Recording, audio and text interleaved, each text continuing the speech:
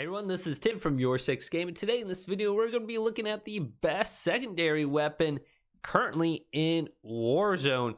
So I think this is actually more overpowered than the DMR. So let's go ahead and jump into my best setup video for this weapon and how you can go ahead and utilize it to your advantage when you're playing.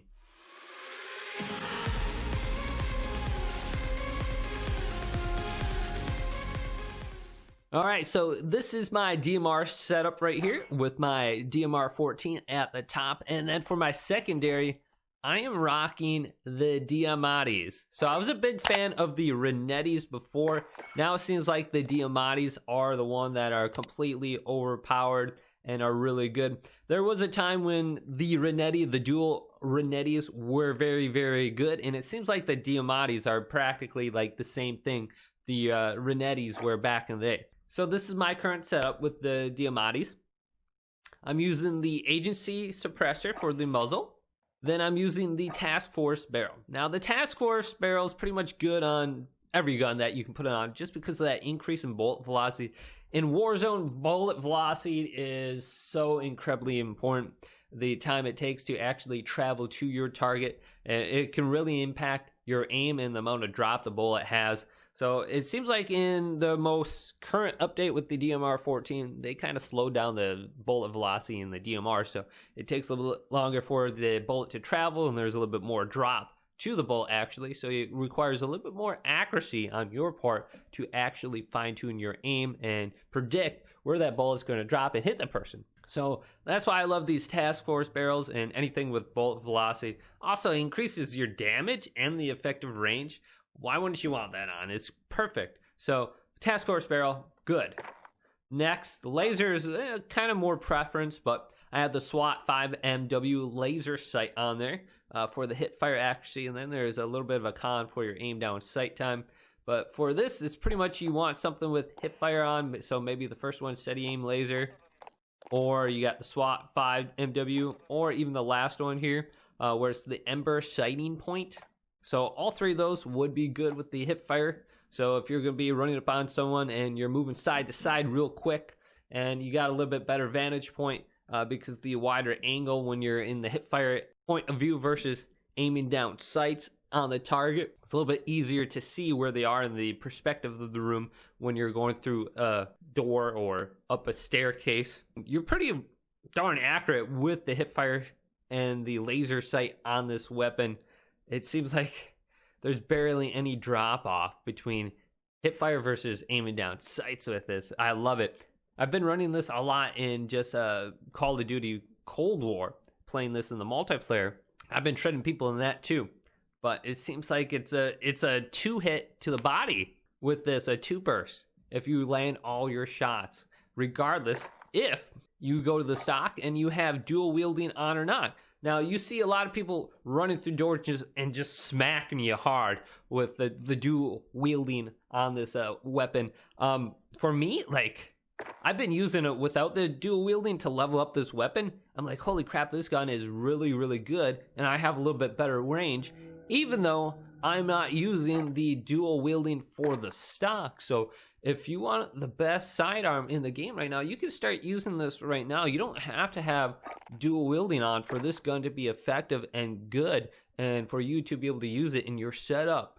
Like I said, if you land all your shots, you can down someone in two bursts with this gun, regardless if you have dual wielding on. Dual wielding just makes it so incredibly easy to run up on someone, and if they show up on your screen somewhere in front of you, doesn't have to be well aimed whatsoever, you're going to pretty much kill them in like 2 or 3 bursts, no matter what. But like I said, if you don't have dual wielding on, you have double the range with this weapon, and it's good. I love this weapon, so go ahead and check this out regardless. Then definitely you gotta have the 30-round magazine on here. I have the Salvo 30-round fast mag.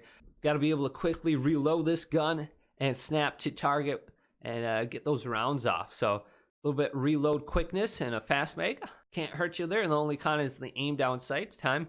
But like I said, most of the time you'll probably be wanting to use this from the hip running around. So that's not a problem. And it seems like the mobility with this gun when you're in the hip is so incredibly fast. Like the Red Netty, if you compare it to the Red Netty, your mobility is super slow right now. But with this, I am moving fast side to side, and that gives you another advantage because you're a harder target to hit when you're able to move side to side quicker. And you're not aiming down sights, you're using the dual wielding, and you're hard to hit. You're just so incredibly quick. You can jump down on people like the Thomas Wayne Batman in Flashpoint using dual weapons and poop, poop, poop, poop, poop, just going to town on someone. Then for the rear grip, I have the Serpent Wrap. Now for this one, I'm using the Serpent Wrap. It says it gives me more mobility, but it's a con in sprint to fire time. So that's why I kind of put this on over like just the standard speed tape, which gives me a -2 mobility. Now you can kind of like tell how the gun is based off of the stats on here, but sometimes those are incredibly wrong. So it says it gives me an increase to mobility, and if I'm using this from the hip, I want to increase the mobility, so we'll see if that actually pays off, but that's why I have the Serpent Wrap on over anything else. My setup with this right now, I don't have dual wielding on, so we'll see if that changes at all in the future, but I like the extra range.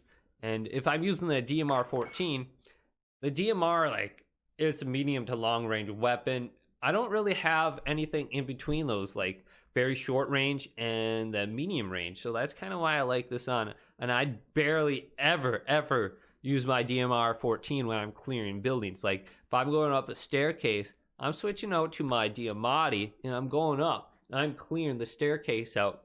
I just can't go through a staircase with a 3x scope and accurately put down my target. I need to have my pistol whenever I'm going through a building. I like that for that reason, and that's why I kind of use this in this format versus the dual wielding. Dual wielding, it slaps people up close. It sure does. So maybe it's preference for me right now, but go ahead and check out this weapon. Start leveling it up, and you can make the decision for yourself if you want to put the dual wielding stock on or not. But if this video helped you out, set up your diamattis and run a good setup for your class here. Go ahead and leave this video a thumbs up and subscribe to my channel down below for more Call of Duty tech help videos coming up next on YourSixGaming.